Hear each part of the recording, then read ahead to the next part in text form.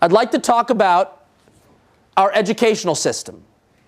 Now, how many of you know the size of the United States educational system, the K-12 market? It is roughly the size of the U.S. pharmaceutical sector. Now, anybody know what percentage of revenues the pharmaceutical sector reinvests in research and development? Anybody want to take a guess? It's about 17% of revenues are reinvested in research and development. Now, how many of you would like to guess, or could anybody please tell me, what percentage of revenues in our K-12 system are reinvested in R&D? Does anybody know what the R&D engine is for our K-12 system? 0.1%.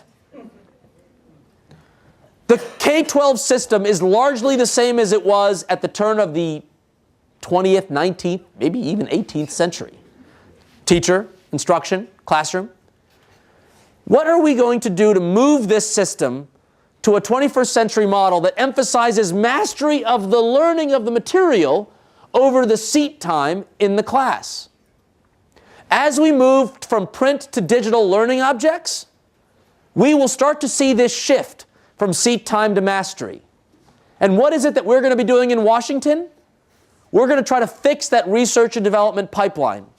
The president has called for an ARPA for education and has seeded it with $90 million in the proposed fiscal 2012 budget to design breakthroughs in learning.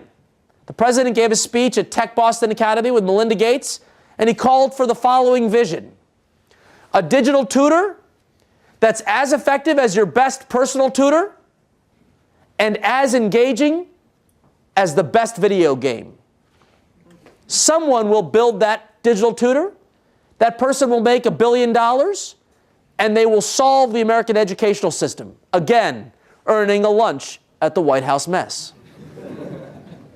We've seen this in action. DARPA, who believes in a high-quality workforce, invested in a program called Education Dominance. It's DARPA, it's the military. They can call it educational dominance.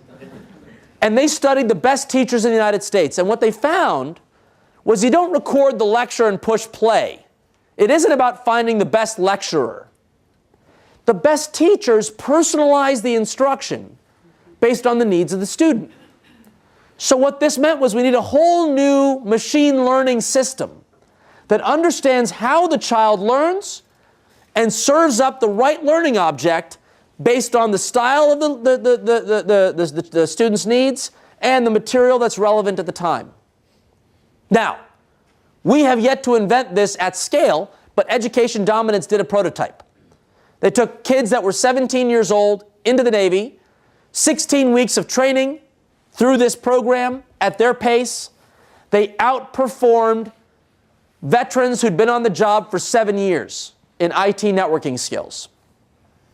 We're going to scale up the R&D engine. We're also trying to find ways to scale new ideas by introducing an innovation pipeline management program. We call it the Invest in Innovation Fund. Second year of that program's coming up. It allows entrepreneurial ideas to come forward to close the achievement gap, test those new ideas, and validate them through some kind of market assessment, and then allow us to scale the best and the brightest of those ideas throughout the country. Over 1,700 applications came in for 49 slots, but in the spirit of open government, the president, which our program required a 20% match, the president called on the philanthropic community. Over 40 charities came together with a common application. In 30 days, when we listed the names of the 49 finalists and told them they had 30 days to get their 20% match, this single application and a web portal called the Foundation Registry, i3.org, surfaced $63 million, a majority of the match generated. Now, what's even more exciting about this? JP Morgan has a donor-advised fund. Individuals, high net worth individuals, logged into the portal, and many of them personally contributed their charitable dollars to support applications that came through the i3 fund, programs that they never would have heard of before, coming from every corner of the country, available. And again, in the spirit of open government, data.ed.gov, you can download summaries of each and every one of the applicants in case you feel inspired to see what's out there in terms of new ideas that are worthy of your time and attention.